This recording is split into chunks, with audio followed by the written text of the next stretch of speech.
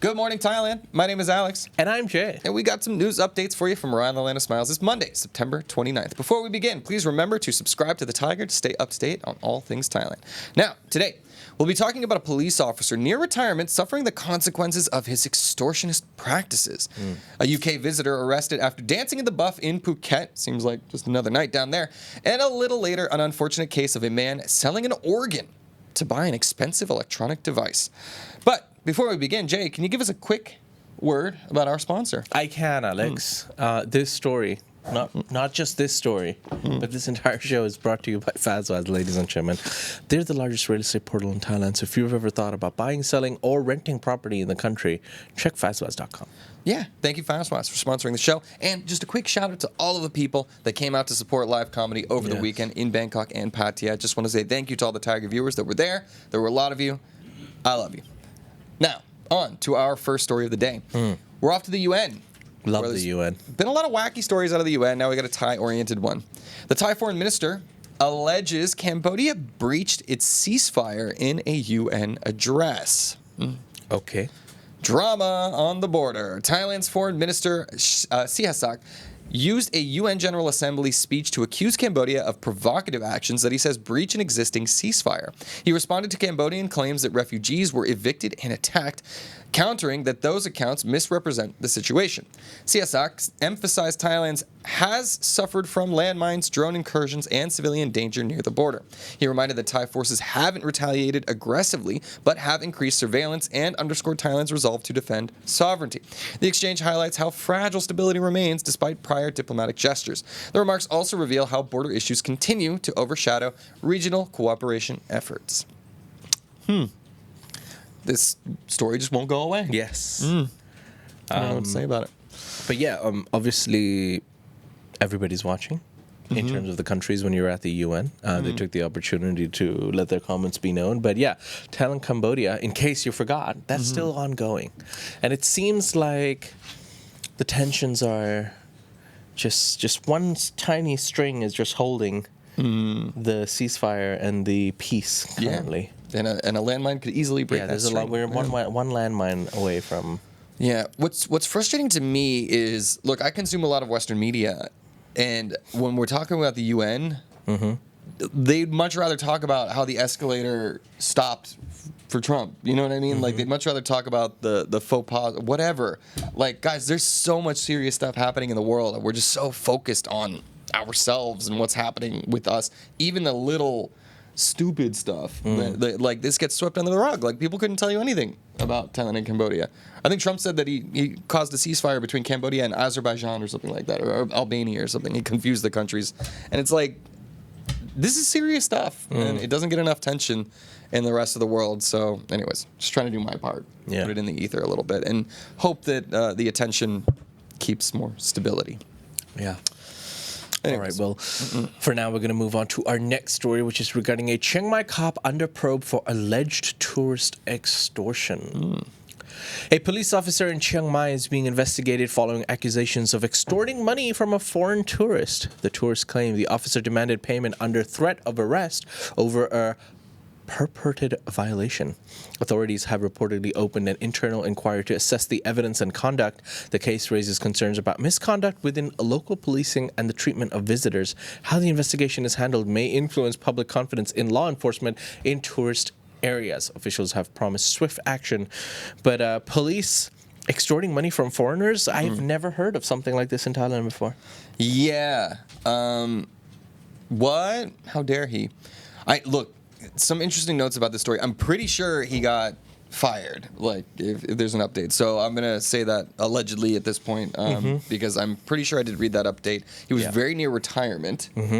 And yeah, obviously, extortion bad. Yeah. But this guy's probably just like, what? I thought that's what we do here. Yeah. Like, you know what I mean? I don't know. Yeah.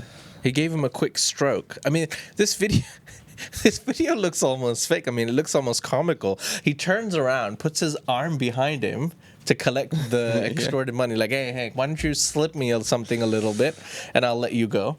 And after he collects the money, he pats him on the back and says, "Good boy, well done. All right, you drive safe now." Yeah. I mean, I may or may not have been in a situation similar to this, and this is one of those things where it's like, I don't know, like, because I've dealt with it in America where I've been pulled over by police, and one of my little tricks, by the way, if you carry an expired proof of insurance, they're much kinder. If you were speeding or something like that, they'll give you a ticket for that, which is like $10, $15, maybe inflation. I don't know what it is now, but a lot less than whatever the speeding ticket would be. So little nifty.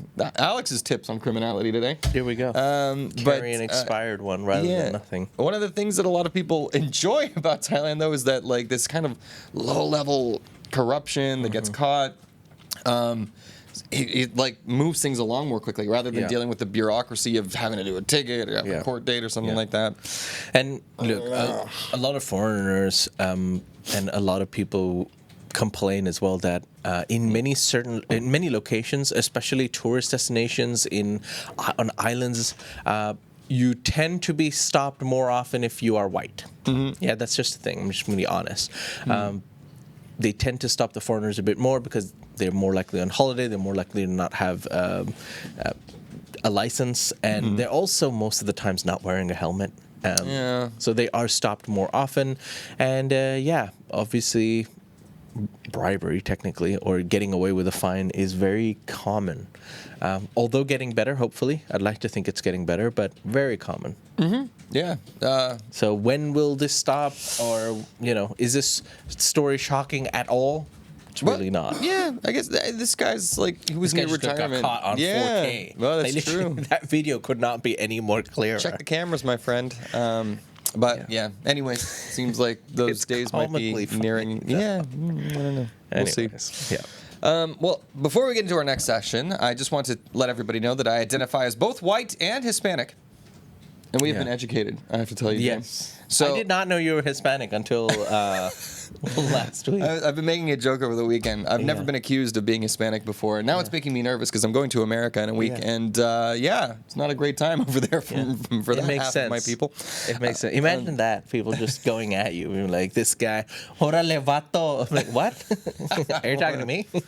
It might be the mustache. Anyways, what I wanted to say is that one of our viewers recently pointed out to us that our segment, Farang's behaving badly. Farang, look, it means foreigner, but it's typically used to refer to Western foreigners. So we are going to change the name of our section, Farang behaving badly, to foreigners behaving badly, to be more inclusive of all of the different nationalities that get up to no good here. That's right. In Thailand. I would like it to be known that we at the Thaiger do not discriminate against any specific type of foreigner, aka Western white people. We discriminate against all foreigners in general. Indeed. Including myself. Get out of our country. No, I'm just kidding. No. Whoa. Hold on. No. We love the tourists, but I mean, there's just so many wacky stories when people show up here that we think are important to share, because I think one of the benefits of like sharing these stories is that hopefully the other people from that nationality that identify with that want to be on better behavior when they're here in Thailand. And unfortunately, there's just a lot of wackiness that goes on. So as we will fix the graphics of our segment to be foreigners behaving badly, we do have to begin our segment of foreigners behaving badly. Which, unfortunately, in our first case, is a farang. Yes, that's right. Foreigners behaving badly, presented to you by a Hispanic fella and an Indian fella. I am half Hispanic and half Allegedly. white. So, okay, all right, we put that to bed. Now, our first case is indeed a man from the UK. A UK visitor was arrested after a naked dance on Phuket's Bangla Road. Sorry, save that for the working girls, my friend. A 44-year-old British national was arrested after a video went viral of him stripping naked and dancing on Bangla Road in Patong, Phuket. The 21-second clip showed him performing in a crowded nightlife district, then dressing and fleeing the scene.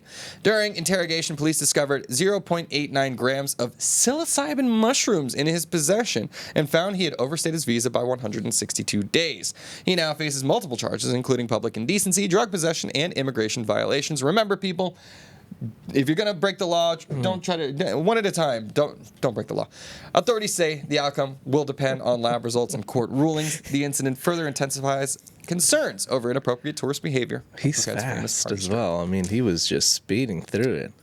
I mean, sorry. Oh God, look at him go. Yeah, Oh God, he's bending Firstly, over. don't do this. But secondly, I mean, if you're just standing by the roadside and you see this guy just walking around, what do you do apart from laughing, right? Yeah. It is indecent. Look, there are kids there. There are kids on this, but like it's not. I don't understand certain families. Like I've seen many people on holiday in Phuket. They walk through like Patong, like the walking street, and they've got like a baby in the pram. Yeah. So they're like pushing the. Is it called a pram?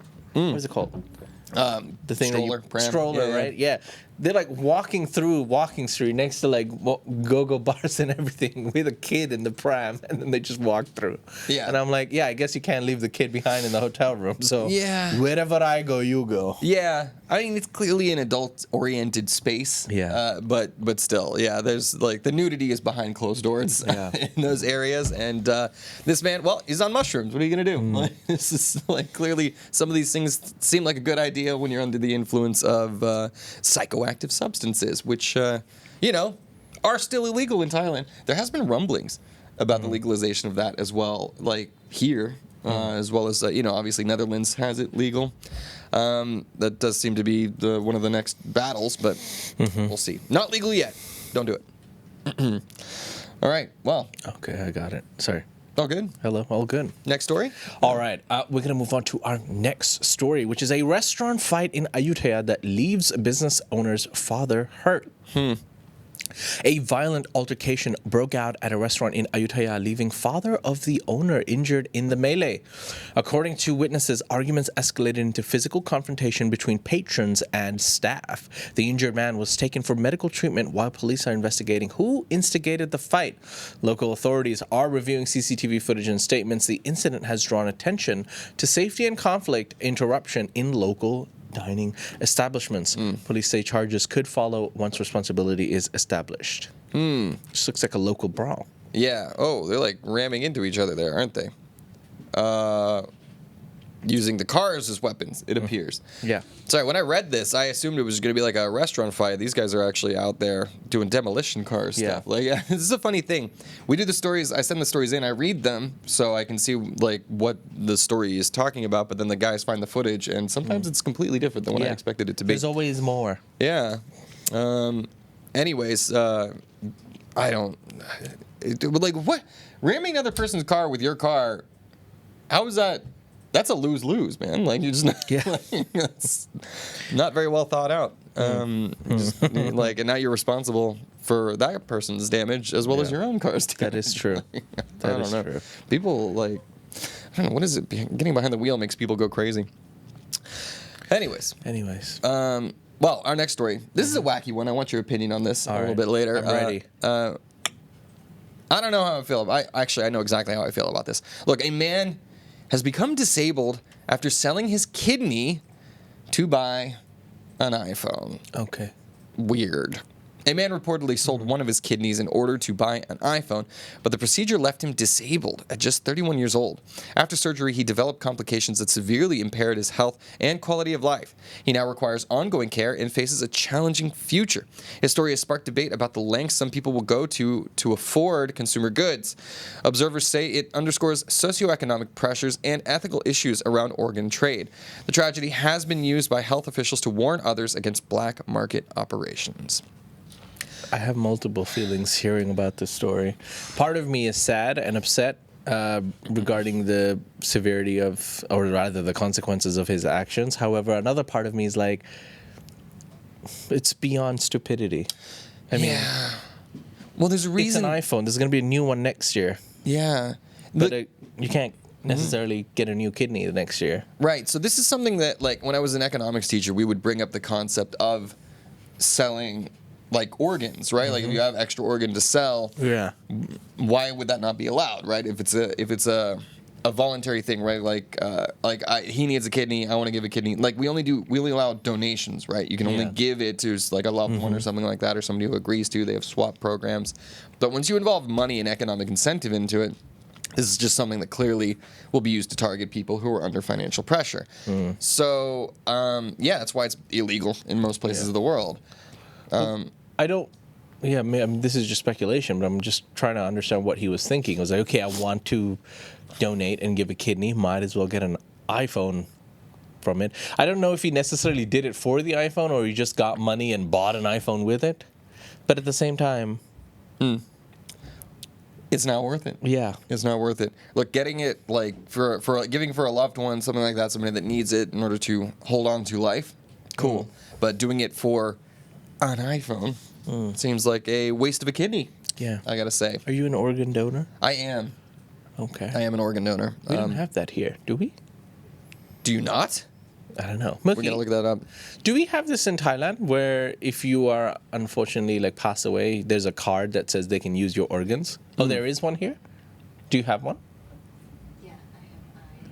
Oh, you have it for your eyes. Wait, so you sign up per organ? So you say you can take my eyes but nothing else? But you can sign up for everything. Okay. Yeah. Like in America, it's binary. You just are or aren't. Yeah. The whole body is Like, fine. donate his whole body. I see. Yeah. That's good. Good for your dad. Okay, I gotta get one of those cards. All right. Yeah. Anyways. Interesting. Yeah, I don't know. In China, they just use prisoners. So allegedly. Yeah. Moving on. What a wild story. That story kind of made me just not feel good. No, it's sad. Yeah. And it just makes you wish everybody just had. I don't know. This is why I'm one of those Bernie guys. Distribute the wealth. iPhones for everybody. But yeah, I don't know. It's just. I think it just made the news because he bought an iPhone with that money. You know. Certainly good for the headline, but like, Yeah. no matter what, he sold his kidney for money. Whatever Yeah. he was buying with it, Yeah, that's not true, a good look, true. no matter what it is. It says something about society, I think. All right. Well, for now, we're going to move on to our next stop, which is bad news, or maybe good news, depending on for MG, where a MG car smashes into a shop in Chiang Mai and tourists escape harm. An MG sedan plowed into a storefront in Chiang Mai, nearly striking tourists who were inside a nearby building. The driver reportedly lost control and smashed through the shop's front wall. Fortunately, no serious injuries were reported among customers or passerbys. Police are investigating potential causes such as mechanical failure or driver error. So still speculation for now. The dramatic crash serves as a reminder of urban traffic hazards in busy tourist zones. Witnesses described the scene as chaotic, relieved the outcome wasn't worse. It's not often MG just smashes through the shop that you were shopping in. Yeah, scary. Scary stuff. Gonna give you quite a start. But yeah, fortunately, everybody's okay. I mean, looking at the pictures and the footage, yeah, it was very close. Like, whoa. Whoop. Yeah, this is one of the things where I'm like, maybe it's not such a bad thing that traffic is so bad in Bangkok because nobody's Yeah. ever going fast enough to do like something like that. Well, Ooh, they're driving fast in places that they're not supposed to drive fast. that's true. But yeah, whether it was mechanical error or driver error, it's weird because if it's mechanical error, doesn't that mean that they have to start doing like a callback like of these models where they're like, okay, if this happened in one car, is it going to happen in other cars? Like they did that with Teslas, they've done it with Toyotas before, where there's been some design error that's led to people just crashing and unfortunate incidents that have been on the part of the manufacturer, not on the users that were driving them. So that's a big question, and that might have big implications for MG here in Thailand. So we'll see what the investigation uncovers. Recall. Thank you. Recall. Thank you, April. All right, we got two more stories, and I'll brief you on the last one, but we have an in memoriam at the end. Okay. This was what I was thinking, but before we get there, we have news about Suvarnabhumi. The airport is expected to serve over 67 million people in 2026. Suvarnabhumi Airport is forecast to handle about 67.7 million passengers during 2026, reflecting an ambitious growth target. The projection is part of Thailand's post-pandemic plan to scale up tourism and aviation capacity. Airport authorities are planning infrastructure upgrades and logistical enhancements to accommodate the higher traffic. Challenges include congestion, staff scaling, and maintenance service quality under increased demand. Success will depend on coordination between aviation, immigration, and supporting services. Officials hope the expansion will help Thailand solidify its key role as a regional hub. It's a lot of people, I love it when you talk to me about traveling. don't you? Don't you just? Well, it's a big part of our culture here in Thailand. Yeah. People coming in and out from all over the world. A lot of people using Bangkok as just like a connection now, too, to get onto other places in other parts of the world. So that 67 million doesn't reflect the amount of people who will be entering Thailand, but will just be passing through the airport. Yeah. Because I believe the tourism numbers are not that high, but the traveler numbers are expected to be that high. So pretty cool. There's still expansions going on there, and by 2030, it's going to be even more than that. Is Don Mueang getting any upgrades? Probably not. There's not much room to upgrade in Don Mueang. But my previous trip, I actually traveled through Don Mueang.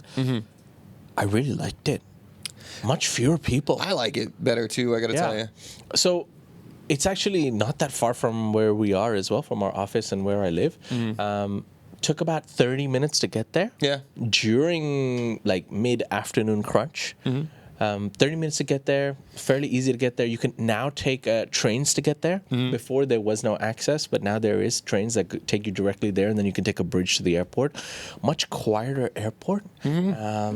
Nice shops for food options and stuff. And I went inside, and I kind of forgot Don Mueang existed because I have not used Don Mueang in over 10 years since Suvarnabhumi came, especially when I travel to Phuket and stuff. I just go straight to Suvarnabhumi because of the airport link. You can just take the train directly to the airport. But yeah, I really enjoyed traveling through Don Mueang. I was like, I don't mind traveling from here again. It's just a quieter, chiller Suvarnabhumi. Yeah, I agree. I love flying out of there. I usually do my domestic flights out of Don Mueang. I don't think it needs any upgrades. It's just kind of nice as it is.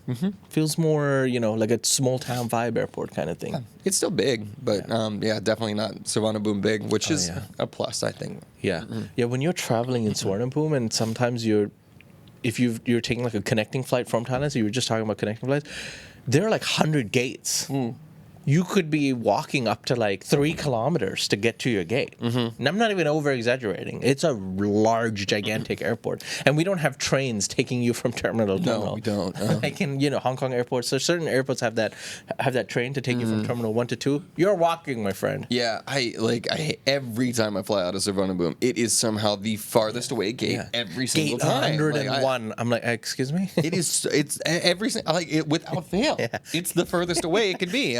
I don't get it. Like, why don't know what I'm doing traveling wrong? to LA, gate number 82. I was like, yeah, sure, it must start at 50. Nope, starts at 1. Yeah. Oh God. Like, no, it's not great, but whatever. 82B. All right. Anyways, our last story is like I said, an in memoriam. All right. Our last story is about the death of Suchinda Chirchai, marking the end of Thai transport era. Kun Suchinda Chirchai, a prominent figure in the development of Thailand's transport infrastructure, has passed away. Her death is being seen as the closing of a chapter in the country's transit history. She left behind a legacy of significant contributions to Thailand's road, rail, and urban transportation systems. Colleagues and officials have expressed condolences and recalled her long service to national modernization efforts. The news prompts reflection on how future transport leaders will build on her work. Her passing serves as a reminder of the vision needed to guide Thailand's next phase of development. Honestly, wasn't a name I was familiar with, but obviously is somebody very important to the development of, one of the most important industries in Thailand, and that's moving people around, tourism and travel. So, a life well lived, peaceful passing. Yeah, may she rest in peace. Yeah, and just overall, heartwarming story to see somebody come from very humble beginnings to build kind of an empire, and then leave an indelible mark on Thai culture and society. So, a life well lived, and let's celebrate the life. All right, and that's it, ladies and gentlemen. Those are some of the stories from across Thailand. You can find more stories on thetiger.com, or you can get involved in the conversation by letting your comments be known at ASEANnow.com. That's Thailand's largest English news forum. Yeah, and don't forget that this is a live show, guys. You can come and join us every weekday at 9:30 a.m. Thai time, which means maybe 9:35 some days.